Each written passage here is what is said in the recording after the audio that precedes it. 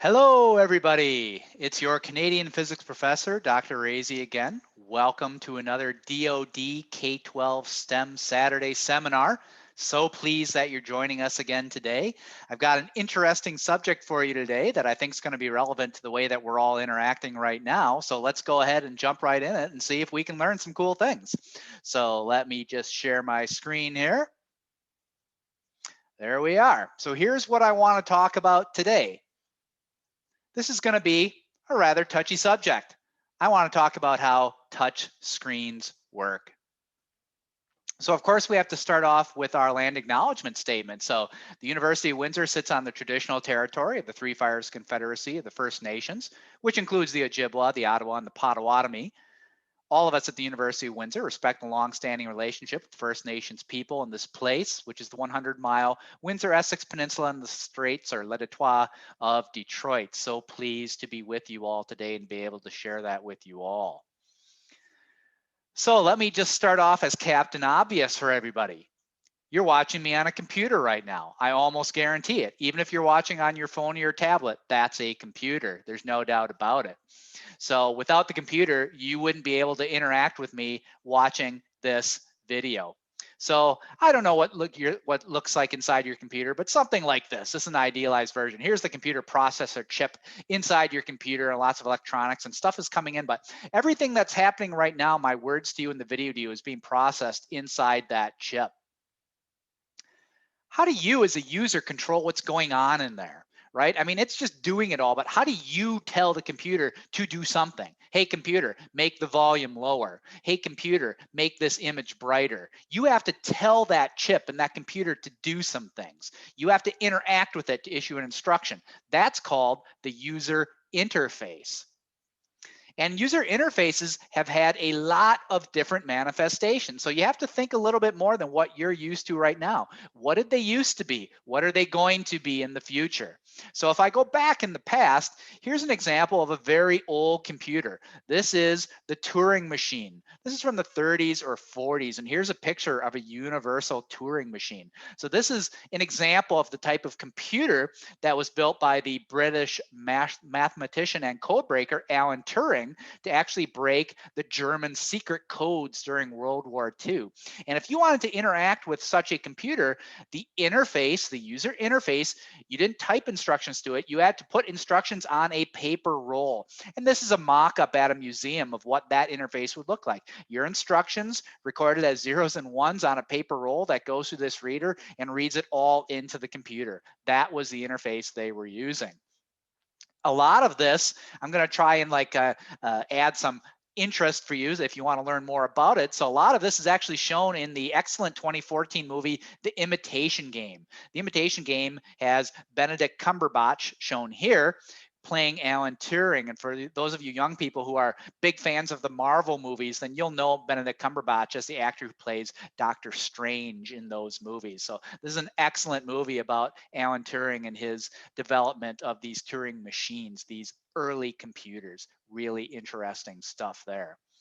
So let's jump ahead to, again, long before most of you were born, to the very first computers. So I'm showing you some examples. So here on the left is the Altair computer from the mid-70s, courtesy of the Computer History Museum. The computer was actually this box of electronics back here. They're really pretty primitive and took a long time to get these developed. And you can see that the interface was just what looks like a typewriter keyboard that was mounted into a wooden box, homemade.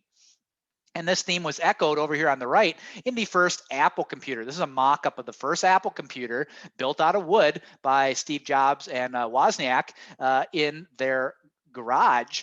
And the interface for that first Apple computer was also just a typewriter keyboard put into this wooden box to allow you to issue instructions into the computer. So this was the way in the early 70s that humans could interact with the computer by typing, which a lot of people knew how to do, instructions in English language and in numbers into that device. Very soon after that, we started to evolve into the use of a mouse. Now, this might start to look familiar to what you guys are actually using right now if you're watching me on a computer. This is one of the first mice. This example of this was built by Bill English, which is the Alto ball mouse. And we're more familiar with something that looks like this. So this Alto ball mouse had a trackball underneath, which I'm not showing, but allows it to move around, and you can move an arrow on the screen. And it's got 3 press buttons. Again, this is a way that you can interface with a computer. You don't have to type an instruction. Can you just take a hand gesture, relate it to something that's happening on the screen, and click? And of course, nowadays in our society, we call that point and click. But this is new, about 1972 or something like that. So Apple took this idea of the mouse, which they immediately recognized as being very, very clever, because not everyone knows how to type, but everyone, particularly even little children, can manipulate a mouse, which now opens up the field of interfacing with the computer to everybody. And everybody, even little kids, can know how to use these mice. And so what I'm showing here are Apple mice from the 1980s to the present. So these very old mice, and now these very slick new mice that can come with the Power Max and things like that. So, but all still about the same in the last 20, 30, 40 years. A lot of this, the evolution of Apple and how they got that adapted the idea of the mouse, is shown in what I consider to be a really fun movie, this 1999 movie. It's called The Pirates of Silicon Valley, with Noah Wyle as Steve Jobs and Anthony Michael Hall as Bill Gates. And this movie shows how Bill Gates and Steve Jobs really ushered in the age of the personal computer. They were the people who came up with this idea that this is how a computer should be, and this is how humans should interact with it. It really wasn't a lot of people that came up with it. A few visionaries had these ideas. Now let's jump ahead into the future, skipping over the past momentarily. What's it going to be like in the future? Well, I don't know, but one example of what it might be like was shown in this Tom Cruise 2002 movie, Minority Report. And I'm showing here a looping video right here where Mr. Cruise is actually using what's called a gesture-based user interface that's got specialized optics tracking gloves. So you can see that kind of going on here. Let's get that going. See if we can see that play. Here it comes. So you can see him. He's got these special gloves on. They got little lights on the end where the computer's tracking his hand gestures. And he's just using his hands to go through a whole sequence of files, like a file structure we're used to on computers. That's all gone in the future. And you can just access it with your hands like that. So this movie is actually set in the year 2054. Is that what it's going to be like in 2054? I have no problem believing that even before 2054, we'll be interfacing with computers like this, because we're getting there already. So that's a very clever idea. No keyboards anywhere in sight. You don't need them. Now, coming back to the present is kind of a mix between that mouse keyboard and that glove user interface of the Minority Report movie. We're in this era right now of touchscreen interfaces. So you don't need to type, you don't need a mouse, you just need to be able to touch your screen. So I'm showing things that everybody's familiar with. The phone surface, your tablet surface, a larger type of tablet for industrial design. These are all called touch screen interfaces. All right, you're literally touching the screen, and that's how you as a user can interface with the processor and tell it what you want it to do. So let's talk about those touchscreen interfaces, which is the point of my talk for today. There's actually 2 types of touchscreens, all right? And they're going to break down into capacitive and resistive. And those are both electrical terms. Capacitors and resistors, capacitive and resistive are types of electrical things. So if you're interfacing with any type of touchscreen that's out there, you're going to notice the difference between these 2 screens. In the case of the capacitive touchscreen on the left, and this is what's going to be on almost all the smartphones and all the expensive tablets, they're going to be very responsive to the slightest touch. And the resistive touch screens on the side are actually going to work by depressing or bending that front surface. It's going to take more pressure. They're not going to be as sensitive. You're going to have to push a little harder or maybe even use a stylus. So I want to get into these 2 types of touch screens in our talk today. So let's just dive into that. So let's start off with the resistive touch screens. So here's a schematic of the resistive touch screen that you kind of see. Where are you going to find a resistive touch screen? Well, they're going to be common in ATMs, right? So if you've ever pulled out money out of an ATM and you're pushing that screen, that's probably a resistive touch screen. Handheld video games, the smaller ones like this, video game player, and in-car screens. So if you have a touch screen in your car, like this is a Prius touch screen, it might have a resistive touch screen as well. So they're pretty common in the world, and you're going to encounter them. So how do they work? You've basically got two layers of tough plastic, which I'm showing here, and they're held apart by tiny spacers, which are represented by those gray dots right there. All right, so they're nominally kept apart, but if you push hard enough, you can bend that top layer.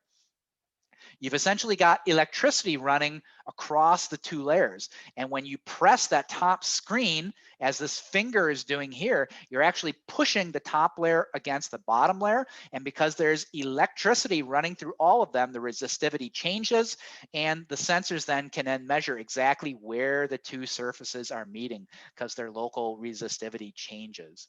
Resistive touchscreens.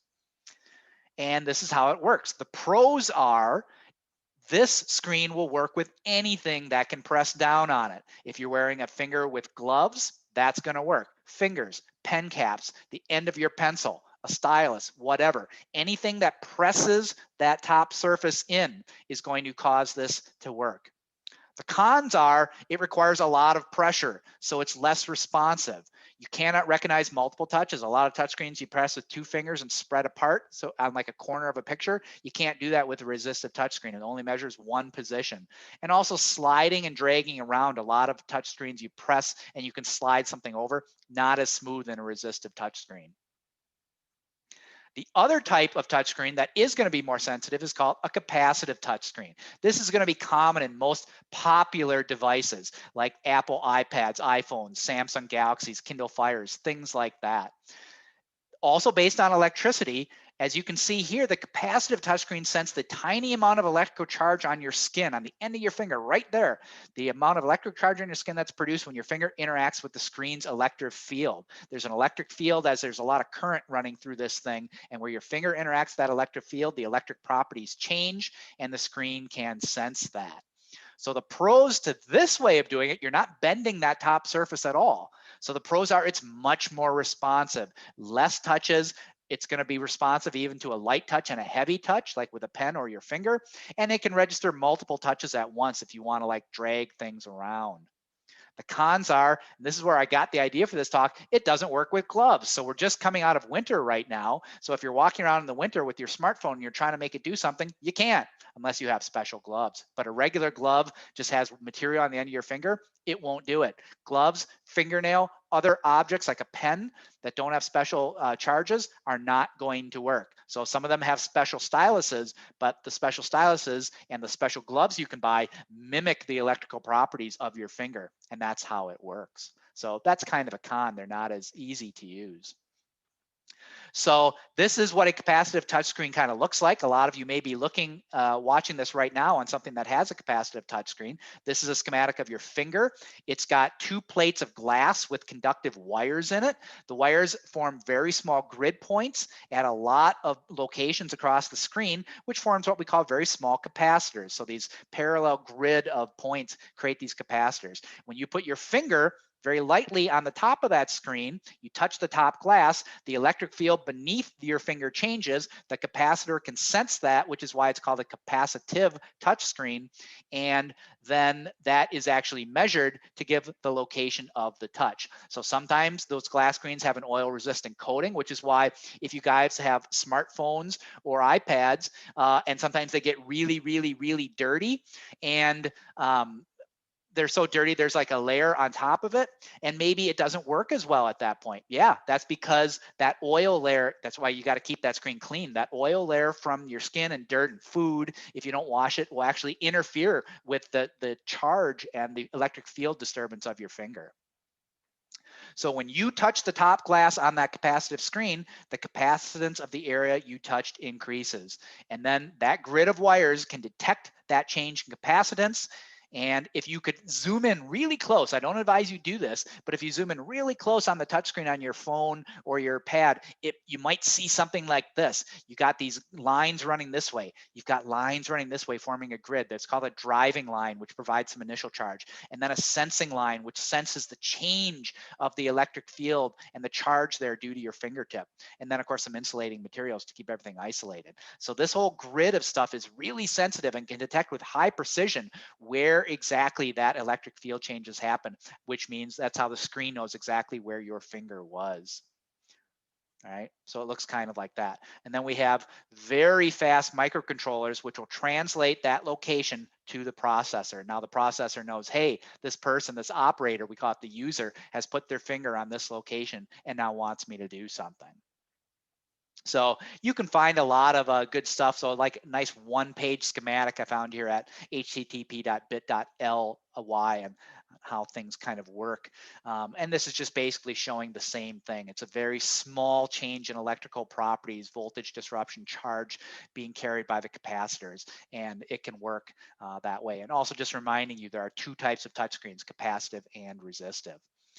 One last thing to remember, don't forget the touchscreen is not the display. I actually thought this might have been true. It's not true. So when you're touching that, you might think that's the display you're looking at. That's not true. The touchscreen actually bolts on the front of the display. If you're looking at a tablet, you're actually probably watching me on an LCD, which is a liquid crystal display. That's shown here in this blown up view of a tablet. The touchscreen is actually a completely different component that's strapped onto the front of the display. And you're watching the display through the touchscreen, but the kind of monitor, which is the LCD, and the touchscreen interface are two different things that can come apart. And then you're kind of overlaying this touchscreen on top of the LCD. So two kind of different components, which is just actually an interesting thing. So that's it. That's all I got for you today. What I'd like you to do in the next week is go out and figure out what kind of touchscreens are all around you. This is something everybody knows. They are everywhere. So I bet all of you are interfacing with a couple kind of touchscreens right now. And I'm wondering if you can figure out by looking at it, what kind of touchscreens are you working with? So that's all I have for you this week. Thanks a lot, everybody. I greatly appreciate the time that we've spent together, and I look forward to talking with you next time where we'll have another great subject coming to you out of Canada. Have a great spring, everybody. Talk to you real soon.